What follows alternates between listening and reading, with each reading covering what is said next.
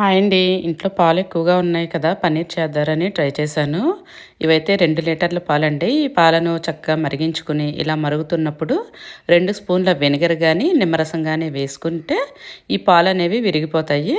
చూస్తున్నారు కదా! ఇవి వెనిగర్ వేయగానే కొంచెం కొంచెంగా మారుతున్నాయి. ఈ విధంగా విరుగుతాయన్నమాట. ఇలా విరిగిన తర్వాత స్టవ్ ఆఫ్ చేసుకొని, ఇలా కాటన్ క్లాత్ పల్చగా ఉన్న క్లాత్‌లోకి వీటిని వడకట్టుకోవాలి. ఇలా వడకట్టిన తర్వాత వచ్చిన ఈ నీటిని అంటే ఇవి కూడా పాలే అనుకోండి. వీటిలో అయితే నేను కొంచెం తోడు పెట్టి మొక్కలకి ఎరువుగా వాడుకున్నాను. ఆ తర్వాత ఈ పన్నీర్‌నైతే ఈ విధంగా శుభ్రంగా 2, 3 సార్లు మంచినీటితో కడుక్కోవాలి.